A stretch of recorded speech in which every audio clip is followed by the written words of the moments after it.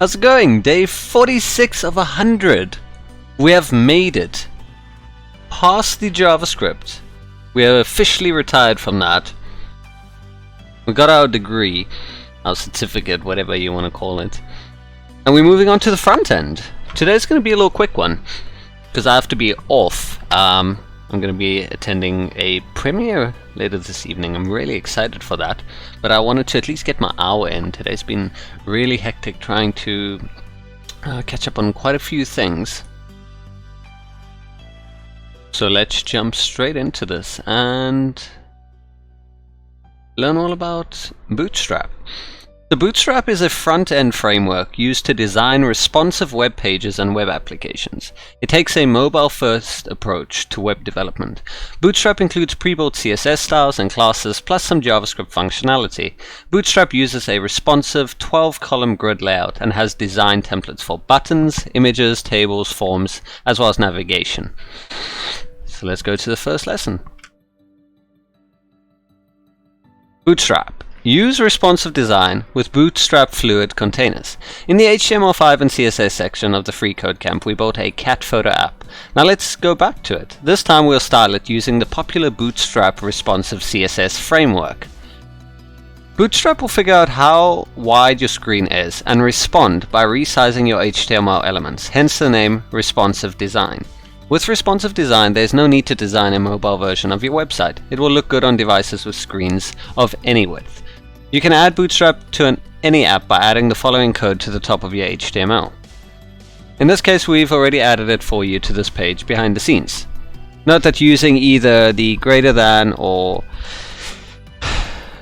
what do we say, backslash greater than to close the link tag is acceptable. To get started, we should nest all of our HTML except the link tag and the style element in a div element with the class container fluid. Okay, so we should nest all our HTML except for the style element in a div. So we're going to call this div with a class container, container fluid, and then close that div off. Maybe indent this a little bit. Go. Okay.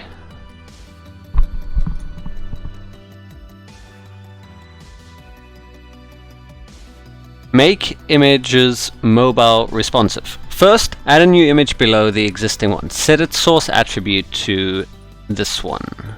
Okay. It would be great if this image could be exactly the width of our phone screen. It would, wouldn't it? So we're going to add one below. Add a new image below the existing one. Okay.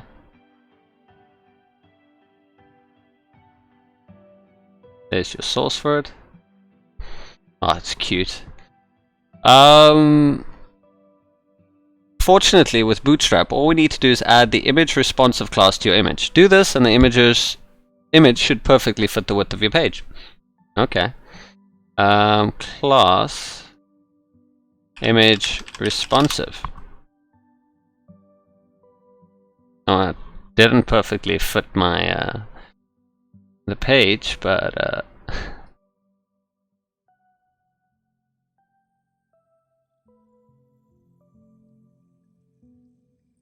is it because of the other stuff? Should I just completely remove the other classes? There we go.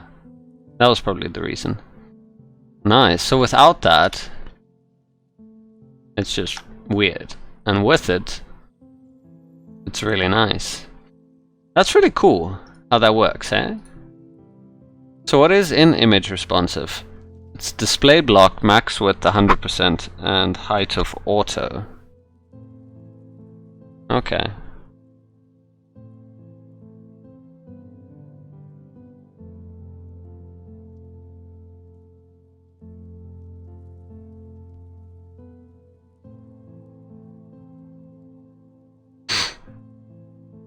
There we go. Center text with Bootstrap. Now that we're using Bootstrap, we can center our heading element to make it look better.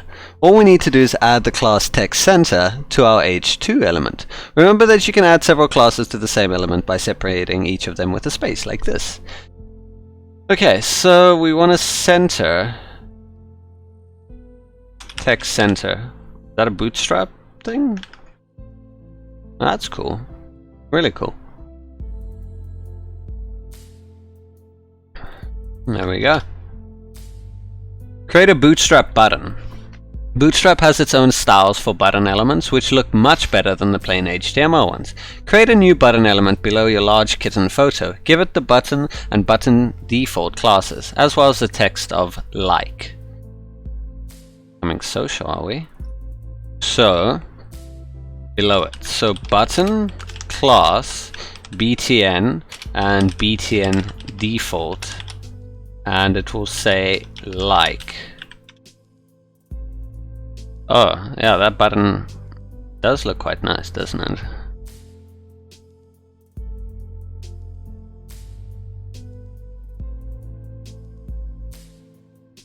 That's cool.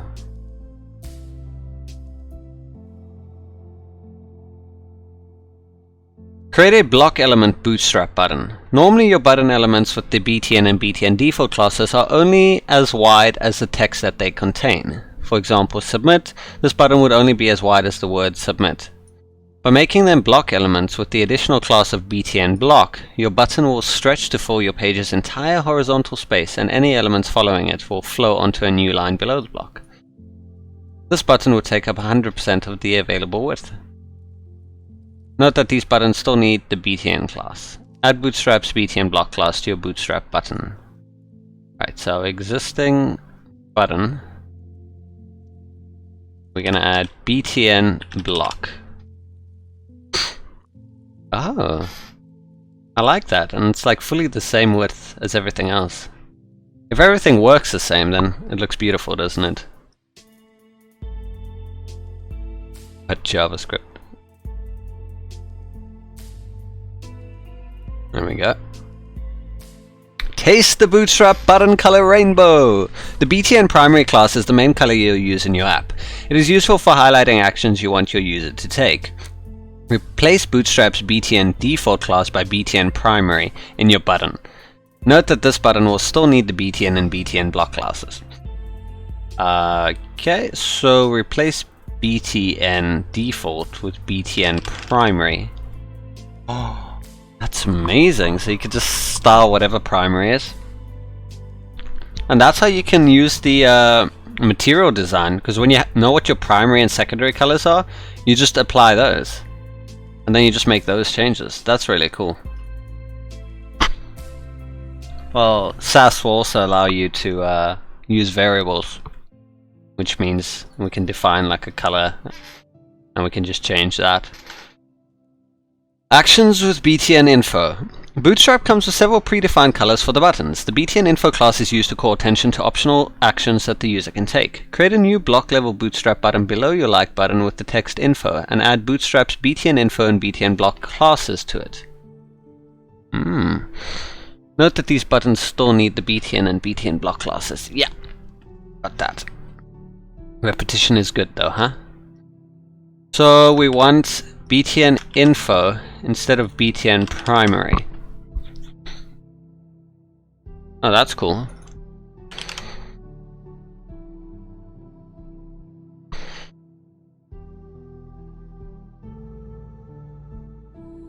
Warn your users of a dangerous action with btn danger. Bootstrap comes with several predefined colors for buttons. The btn danger class is the button color you'll use to notify users that the button performs a destructive action, such as deleting a cat photo. Create a button with the text delete and give it the class btn danger. Note that these buttons will still need the btn and btn block classes. So we're going to copy that, we're going to say danger, and we're going to say delete. That looks cool. Wow, and everything's done for you. How cool is that?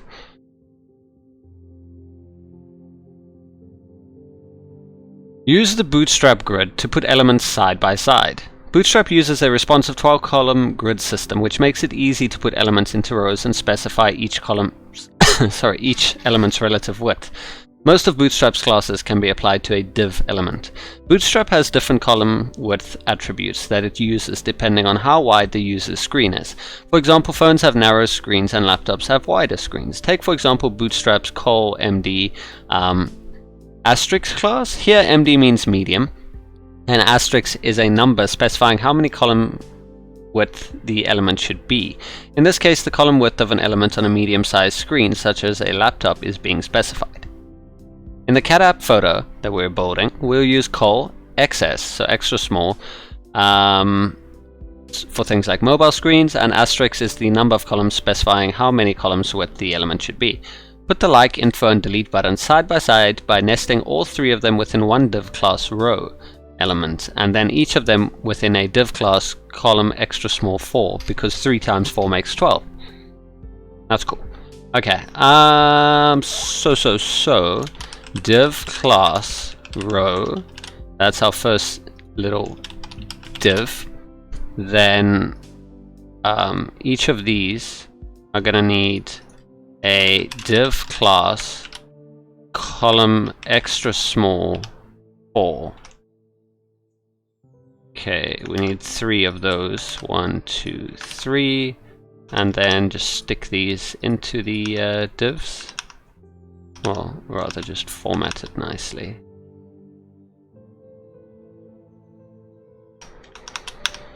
Okay, and then just close off the divs and we'll be good.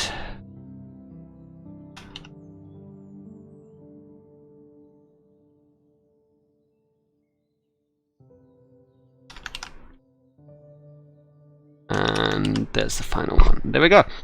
Like, info, delete. Wow, look at that. That's pretty sweet. Not gonna lie, so it all fits up automatically.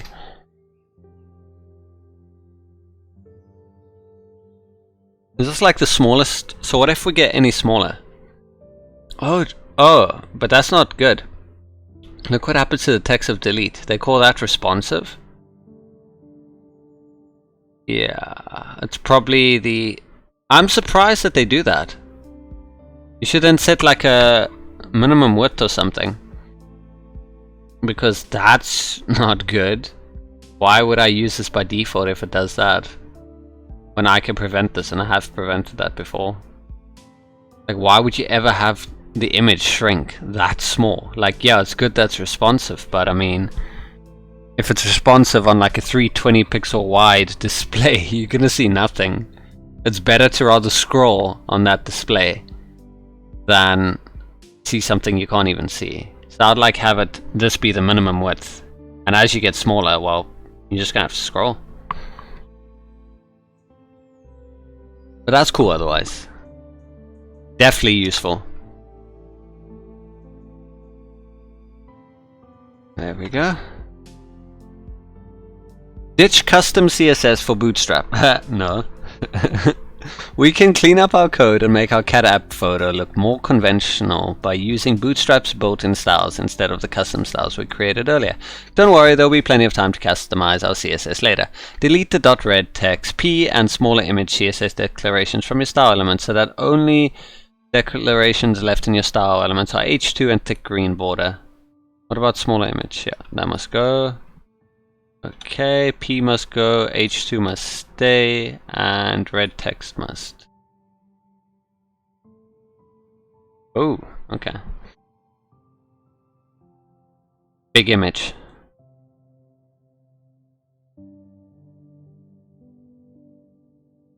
See, that image at the top's got the right idea.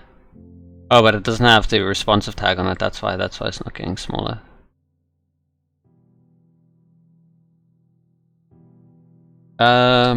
So. Oh, we should remove the class off as well, shouldn't we?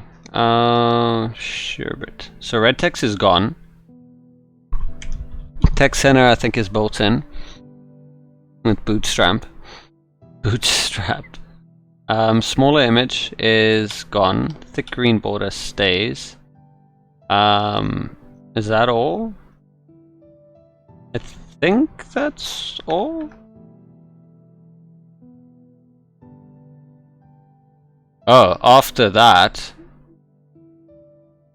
we need to delete the P element that contains a dead link. So delete the entire P element. Then remove the red text class from your H2. We've done that. And replace it with text primary from the H2. Okay, text primary. Oh. We good now? Add image responsive class to your top image. We've done that here. So image responsive. Now you'll get smaller as we drag you. Wait. Only problem with that is the bigger it gets, the... Oh, it doesn't get any bigger. I thought it was like gonna keep scaling. It's probably based on the max width or something. That's cool. Use a span to target inline elements.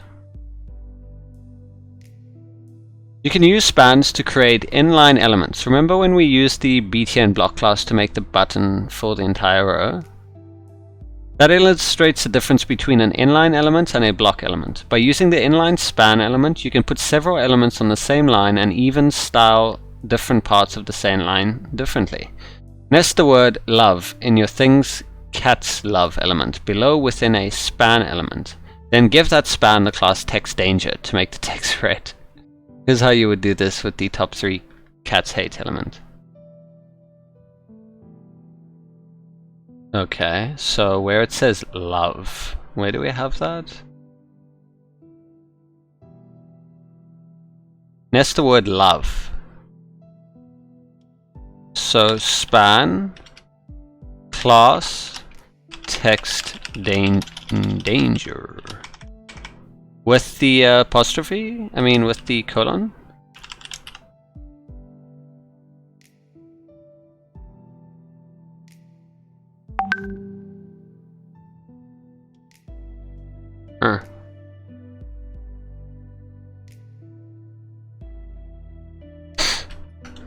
Let's see. Yep, we good. Sweet.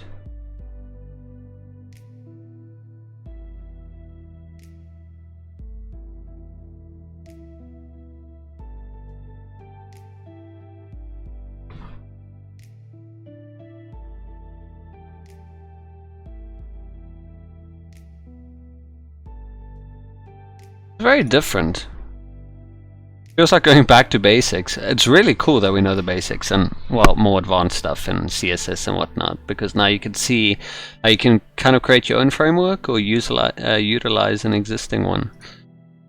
So create a custom heading. We will make a simple heading for our cat photo app by putting the title and relaxing cat image in the same row. Remember, Bootstrap uses a responsive grid system which makes it easy to put elements into rows and specify each element's relative width. Most of Bootstrap's classes can be applied to a div element. Nest your first image and your HTML element within a single div class of row. Okay, so where do you want this? At the top? Nest your first image, okay? And your H2 element. Where's our H2? So these two, okay. So we're going to have this in a row. Just indent this a little bit. And then nest your H2 element within a div, okay, of class, whoops, column extra small. It's going to take up 80%. No, not 80%, 8 of 12. Okay. And just bring that out. And then you are going to be extra small. You're going to take up 4.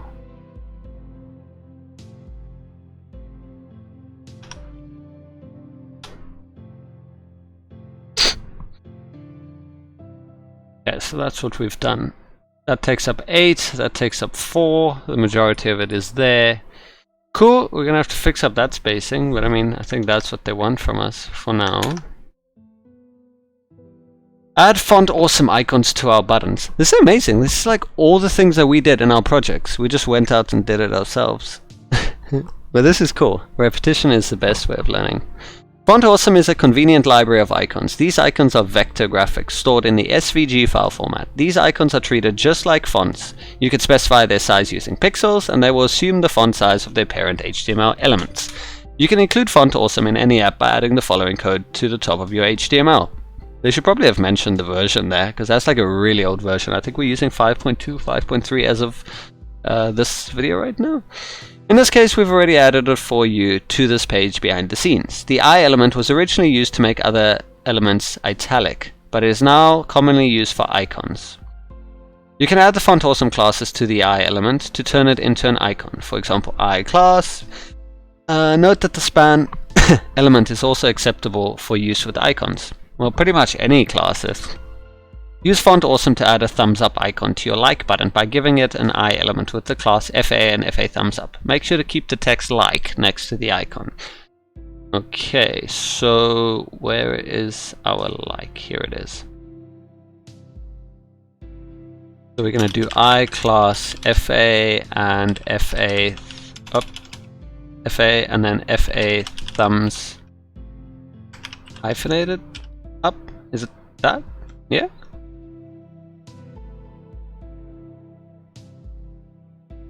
Add maybe a bit of spacing. There we go. That's cool. Font. Didn't I read this? This part is the same. Use Font Awesome to add an info circle icon to your info button and add a trash icon to your delete button. The span element is an acceptable alternative to the I element for the directions below. Okay, well, since you've told me exactly what you want me to do, might as well just copy and paste that. So gonna add that to info and trash next to the delete. How about that? That looks good.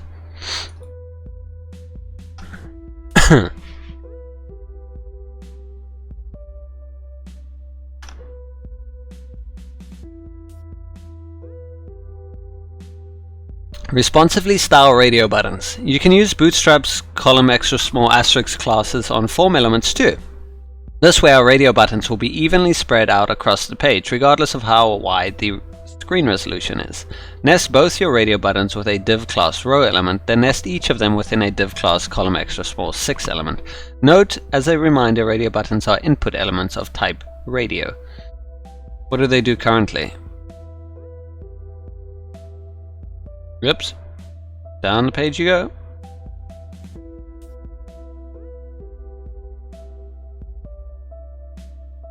Kind of like meh type thing. Okay, so first thing, let's create a row.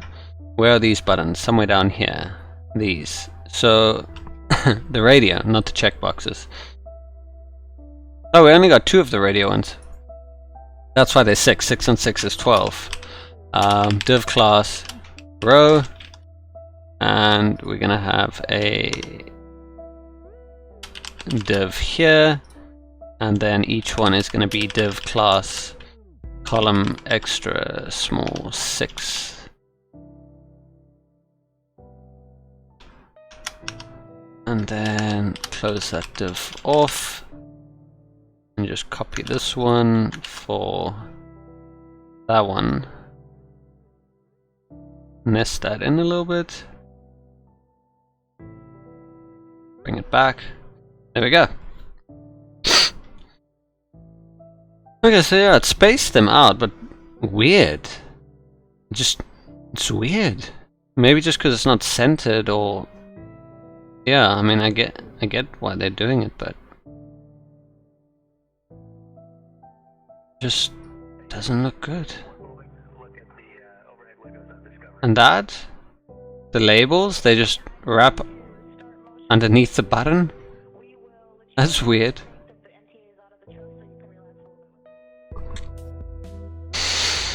Okay, we're gonna assume we're just learning about the the fundamentals, not trying to make it look pretty. So I'm gonna start commenting on that. We can also use bootstraps, column X, or small asterisk classes. Okay, done that.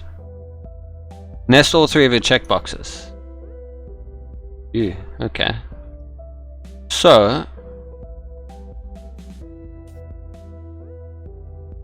checkbox, and in you come, and you guys are gonna have a, you just divide it by the amount of stuff you have inside of it. And you could dynamically do this with JavaScript if you wanted to. Count the amount of child elements inside of the container, and then whatever that value is, just append it to the end of XS hyphen. Like that's what I'll do if I want it dynamic. Maybe I forget that I've added a new column,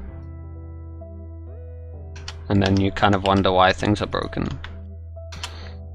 Surprised they don't do that. Maybe there is a version that does that. Go ahead, no! Oh my god.